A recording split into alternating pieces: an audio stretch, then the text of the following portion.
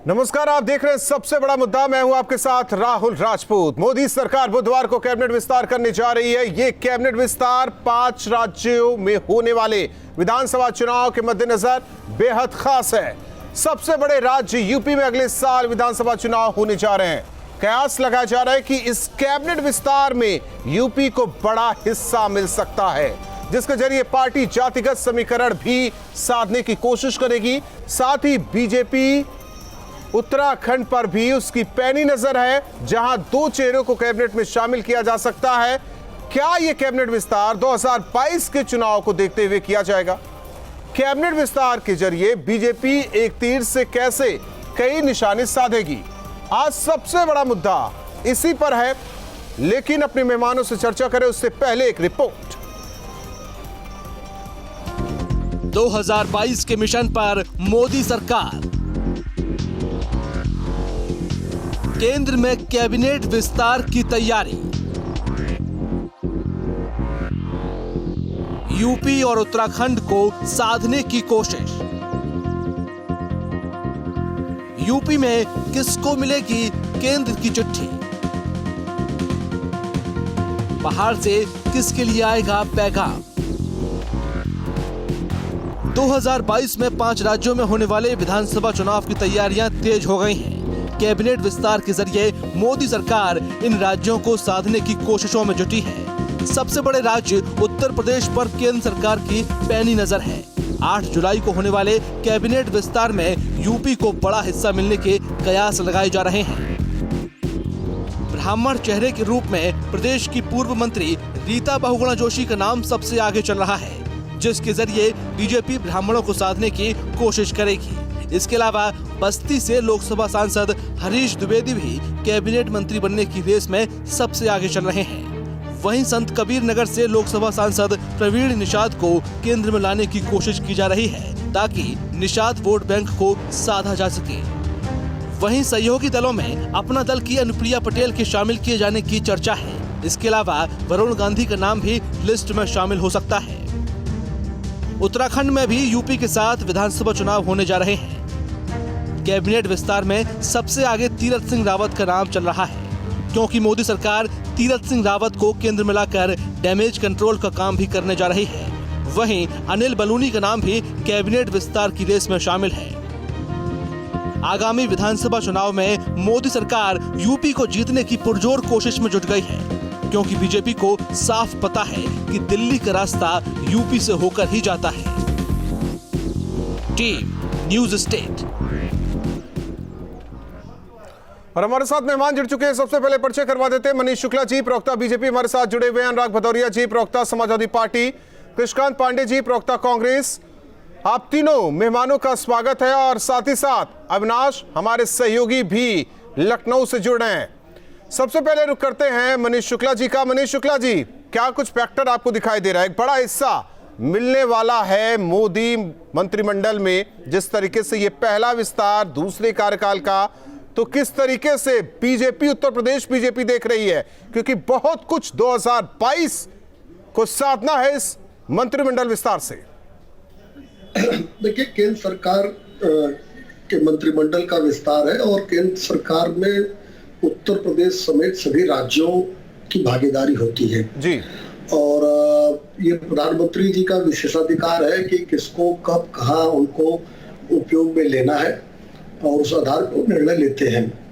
और भारतीय जनता पार्टी और केंद्र की सरकार, यानी सरकार और संगठन इस बात का विचार करेगी कि किसको संगठन में किसका उपयोग है, किसका उपयोग केंद्र की मंत्रिमंडल में है, और उस लिहाज से भी विचार करती है कि उस उपयोग के द्वारा जो लोक कल्याणकारी नीतियां हैं, जो जन कल्याणकारी योजनाएं हैं, उसका इम्प्लीमेंट अच्छे से प्रकार से हो। इस सब चीजों को ध्यान में रख के प्रधानमंत्री जी जब चाहे तब विस्तार कर सकते हैं।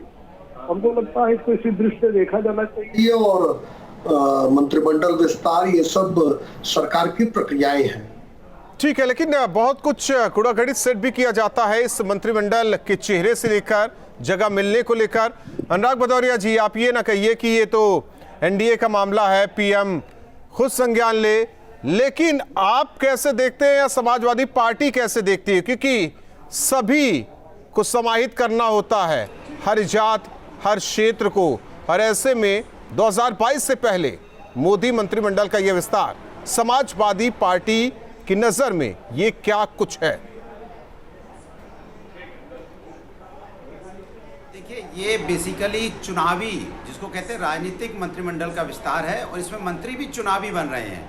देखिए, उत्तर प्रदेश में और पश्चिम बंगाल में भारतीय जनता पार्टी को जब करारी हार मिली, उसके बाद उत्तर प्रदेश के पंचायती चुनाव के सदस्यों में इनको करारी हार मिली, और उत्तर प्रदेश के अंदर में जिस तरह से कोरोना काल में लोगों की मौतें हुई और महंगाई बेरोजगारी से लोग उत्तर प्रदेश में आत्महत्या कर रहे हैं, और जिस तरह से महिलाओं पे अत्याचार और भ्रष्टाचार, जिस तरह से भू माफिया यहाँ पे शराब माफिया पैदा हुए हैं, तो जनता का विश्वास भारतीय जनता पार्टी से उठ गया है। अब भारतीय जनता पार्टी चाह रही है कि हम विकास की राजनीति तो की नहीं हमने, तो हम कुछ ऐसा करें कि कुछ चेहरे लाएं जो जाति धर्म को देख के, योग्यता को देख के नहीं, ये योग्यता को देख के, योग्य व्यक्ति को नहीं वो मंत्रिमंडल में शामिल करने जा रहे हैं। ये देख के जा रहे हैं कौन सा दल, जिसके दल को अब तक ये इन्होंने लिफ्ट नहीं दी, अब तक वो दल पीछे पीछे घूम रहा था, भैया हमको पूछ लो, भैया थोड़ा हमारा भी हाथ जोड़ के, भैया हमारा ध्यान रखिए, हट कोई ध्यान नहीं, अरे भैया हमको भी देखो कहीं, हट नहीं नहीं।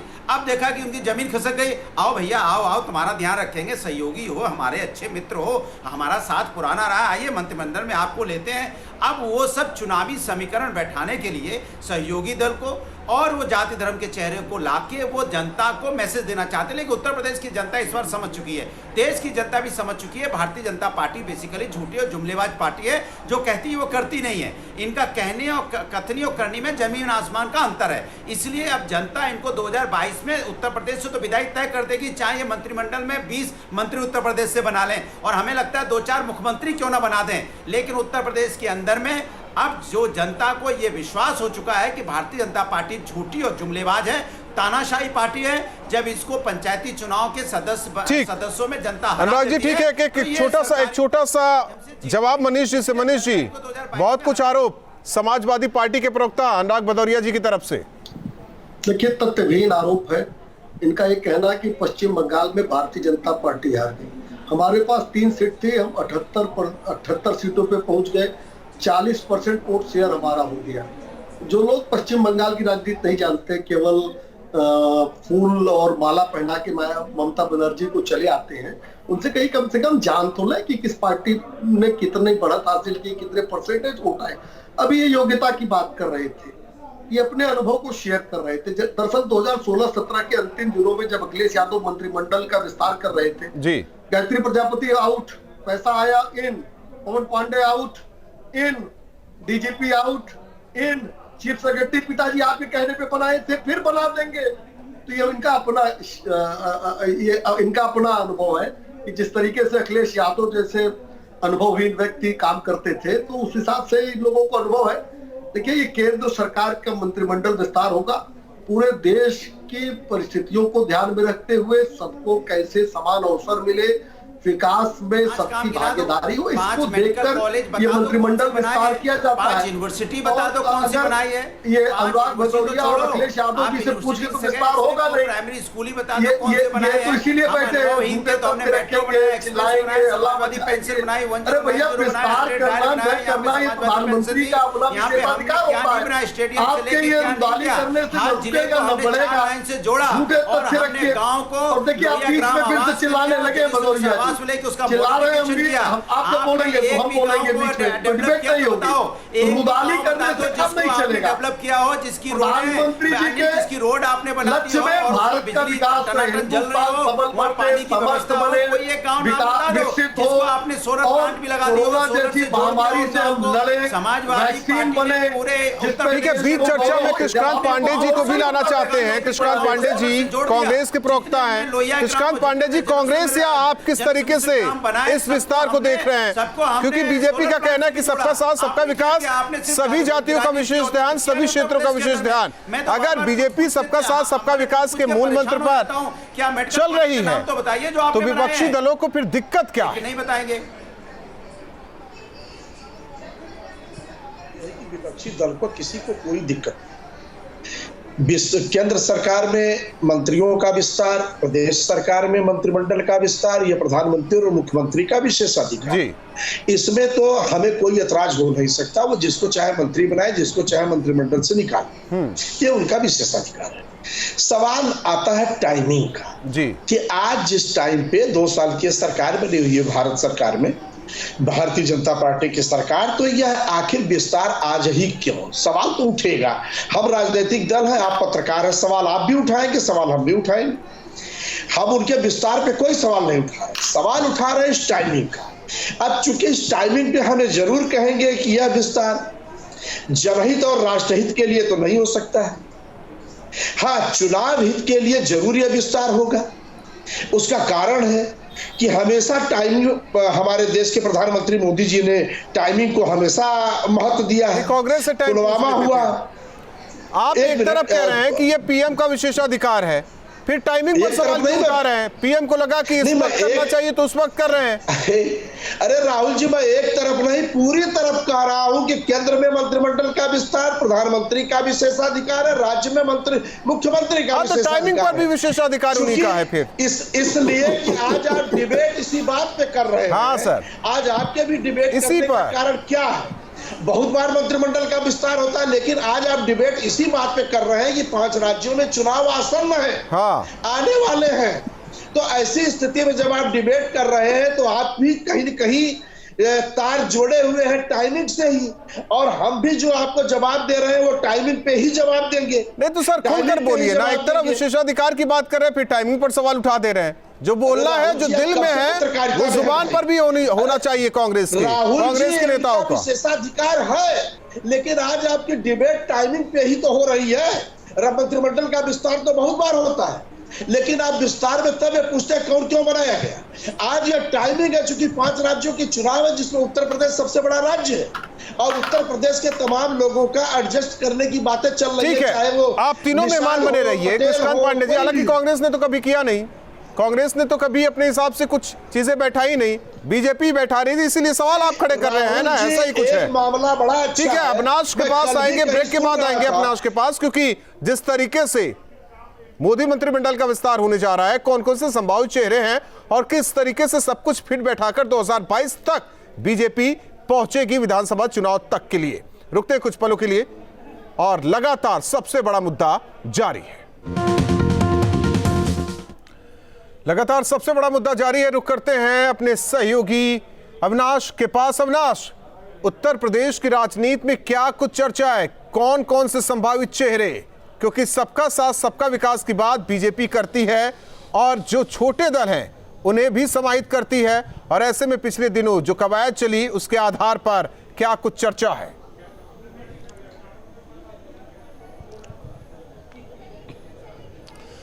बिल्कुल राहुल, देखिए कल कैबिनेट विस्तार संभावित है और ये एक बात तय है कि यूपी की जो हिस्सेदारी होगी कैबिनेट विस्तार में वो सबसे बड़ी होगी। इसके पीछे वजह यह भी है कि 2022 में यूपी विधानसभा का चुनाव होना है, और चूंकि जिन नामों की चर्चा हो रही है उसमें भारतीय जनता पार्टी के नेता तो हैं ही, लेकिन साथ ही में जो भाजपा के सहयोगी दल हैं, जिसमें अपना दल है, निषाद पार्टी है, इनका नाम भी काफ़ी चर्चाओं में है। अगर हम भाजपा के नेताओं की बात करें तो उसमें रीता बहुगुणा जोशी हैं, हरीश द्विवेदी हैं, सत्यदेव पचौरी जो कि कानपुर से आते हैं, उनका नाम लिया जा रहा है। पश्चिम की बात करें तो एसपी चंदेल हैं, रामशंकर कठेरिया हैं, इनके नामों की चर्चा हो रही है। साथ ही में अपना दल की बात करें तो चूंकि अपना दल लगातार दबाव बनाने की कोशिश कर रहा था भारतीय जनता पार्टी पर, तो वैसे माना जा रहा है कि अनुप्रिया पटेल या फिर उनके पति आशीष पटेल को भाजपा कैबिनेट में भेज सकती है। और साथ ही में निषाद पार्टी के जो राष्ट्रीय अध्यक्ष हैं संजय निषाद, उनके बेटे प्रवीण निषाद जो कि भाजपा की कोटे से सांसद हैं, उनको भी मंत्रिमंडल में भेजने की चर्चा है। तो ये वो नाम है जिनको कल कैबिनेट में शामिल करने की, हालांकि देखना होगा कि कौन कौन से चेहरे ये है कि जो मोदी मंत्रिमंडल में शामिल होते हैं। उत्तर प्रदेश से मनीष शुक्ला जी, जो क्षेत्रीय दल, जैसा अपना दल इसकी बात करें या फिर निषाद पार्टी की बात करें, आज बीजेपी के साथ है, तो विपक्षी दलों को क्यों दिक्कत है? अगर उनके नेताओं को मोदी मंत्रिमंडल में जगह मिल रही है तो फिर इस पर चर्चा होनी चाहिए कि सबका साथ सबका विकास जो मूल मंत्र है बीजेपी का, उस पर आगे बढ़ रही है बीजेपी। इसे देखिए वोटों की राजनीति से या उसके गुड़ागड़ी से क्यों जोड़ा जाता है? देखिए, भारतीय जनता पार्टी सदैव से जो हमारे सहयोगी दल है उनका सम्मान करती है, और इन लोगों की देखिए सोच, चूंकि कुछ जातियों तक सिमटी सोच है, तो इनको अगर निषाद का कोई प्रतिनिधित्व होता है, वो कोई सांसद बनता है, अच्छी जगह पे आता है, तो इनको अच्छा नहीं लगता है। ऐसे तमाम जगहों पे इनके साथ ये है। दूसरी बात देखिए, उत्तर प्रदेश का जहां तक सवाल है, उत्तर प्रदेश बड़ा राज्य है, 63 सांसद हमने दिए हैं, और विधायकों की संख्या ज्यादा होने के नाते से राज्यसभा में भी उत्तर प्रदेश से जाने वाले सांसदों की संख्या पर्याप्त संख्या में है। और निश्चित रूप से इंपॉर्टेंट प्रदेश है, प्रधानमंत्री जी उत्तर प्रदेश से जाते हैं, रक्षा मंत्री जी उत्तर प्रदेश से जाते हैं, तमाम मिनिस्टर संगठन में तमाम लोग हैं, तो महत्व निश्चित रूप से उत्तर प्रदेश को रहता है। लेकिन मैं फिर से एक बात कहूंगा, ये केंद्र सरकार का विस्तार है और केवल 2 साल हुआ है। अभी कांग्रेस के साथ ही टाइमिंग पे सवाल खड़ा कर रहे थे। 2014 का इलेक्शन था, 13 के लास्ट में मनमोहन सिंह ने अपने मंत्रिमंडल का विस्तार किया था। तो हमको लगता है कि ये बातें माननीय प्रधानमंत्री भूल गए ना, वो तो इतिहास के पन्ने में दर्ज हो गए ना, किताब तो पलटी नहीं। कृष्णकांत पांडे जी, किताब पलटते तो शायद वो भी पता चल जाता। भारतीय जनता पार्टी के प्रवक्ता के रूप में बहस कराते हैं। पहली बात सुनिए, धन्यवाद। शुक्ला जी तो वो भारतीय जनता पार्टी के एथराइज प्रवक्ता हैं, लेकिन आप अनएथराइज निश्चित रूप से। धन्यवाद, क्योंकि आप अपनी बातें बताते नहीं। चाहता हूं कि 2014 में लोकसभा का चुनाव था जो पूरे देश में हो रहा था। उत्तर प्रदेश का चुनाव 2012 में था, इसके बाद 2017 में भाई, और आज उत्तर प्रदेश का चुनाव होने जा रहा है। और निश्चित रूप से ये टाइमिंग का सवाल है, टाइमिंग को लेकर ही मंत्रिमंडल का विस्तार किया जा रहा है। राहुल जी, आप शांत रहिए। आप भारतीय जनता पार्टी, आपको कुछ मिलने वाला नहीं। मैं बोल रहा हूँ, मनीष शुक्ला बोल रहा हूँ। हमें पता है कोई कुछ नहीं देगा, हमें चाहिए भी नहीं, हमें अपनी पत्रकारिता करने दीजिए, और सर्टिफिकेट हमें नहीं चाहिए आपसे भी। जितने लोग भारतीय जनता पार्टी में गए हुआ कहीं घर वापसी न कर ले, और जो घटक दल है उनका कहीं न कहीं इधर उधर। घर वापसी का मतलब क्या? घर वापसी का मतलब क्या? जो 89 से पहले कांग्रेस के साथ थे वो वापस चले जाए, या फिर समाजवादी पार्टी के चर्चा में अनुराग जी को भी शामिल करना चाहते हैं। अनुराग जी, अगर निषाद पार्टी से या निषाद तबके का कोई प्रतिनिधित्व करता है केंद्र में, तो फिर दिक्कत कुछ होनी चाहिए, या फिर पटेल समाज से कोई प्रतिनिधित्व करता है तो क्या कोई दिक्कत होगी? सबका विकास हमें कोई दिक्कत नहीं है, कौन जातीय आधार को साधने के लिए देखिए, हो कोई रहा है। दिक्कत नहीं कौन प्रतिनिधित्व करना चाहता है, लेकिन सवाल इस बात का है कि उत्तर प्रदेश की जनता कहरा रही है, उसके बारे में इन्होंने कितनी मेहनत की। जितनी मेहनत ये मंत्रिमंडल विस्तार के लिए मीटिंगें कर डाली, जितनी मेहनत इन्होंने जिला पंचायत सदस्य डीएम एसपी के साथ सुपारी डाली, मेहनत अगर जनता के लिए कर ली होती तो हमारे आपके रिश्तेदार तो बच जाते ना। हमारे आपके रिश्तेदार तो मौत की मुंह में चले गए इनकी नाकामी की वजह से, गलत फैसले की वजह से। अगर यही प्रशासन अच्छी तरह से, यही मुख्यमंत्री या यही इनके मंत्री या इनके अधिकारी ठीक से अगर काम कर लेते गांव-गांव में, तो गांव-गांव में कोरोना नहीं फैलता और कोरोना से लोगों की मौत नहीं होती। हमारे आपके परिवारजन, हमारे आपके साथी, हमारे आपके सगे संबंधी कोरोना से लोगों की मौतें हो गई, वो क्या वापस लौट के आएंगे? सवाल इस बात का है, इसी बात की चिंता हमें समाजवादी। चलिए, आप तीनों मेहमानों को बहुत बहुत धन्यवाद, और अविनाश आपका भी धन्यवाद जानकारी देने के लिए। जाहिर तौर पर बुधवार को मोदी मंत्रिमंडल का विस्तार, और कहा जा रहा है कि एक बड़ा हिस्सा उत्तर प्रदेश के खाते में आएगा, क्योंकि 2022 में विधानसभा का चुनाव उत्तर प्रदेश में, और ऐसे में 22 का फैक्टर इसीलिए कहा जा रहा है। यह सच है कि जब भी ऐसी कोई कवायद होती है तो जातिगत आधार देखा जाता है, क्षेत्र का आधार देखा जाता है, क्योंकि सवाल वोट बैंक का है। वोट मिलेगी, विधायक जीतेंगे, सरकार बनेगी, कामकाज होगा, लेकिन विपक्षी दलों का सवाल यही उठता है कि आखिर टाइमिंग क्यों? जबकि टाइमिंग इसलिए होता है कि कल को जो उन्होंने किया वही आज भी हो रहा है, तो फिर सवाल कैसे जायज होता है, यह भी आकलन दर्शक जरूर करें। सबसे बड़ा मुद्दा में आज के लिए बस इतना ही। रुकते कुछ पलों के लिए, खबरें जारी।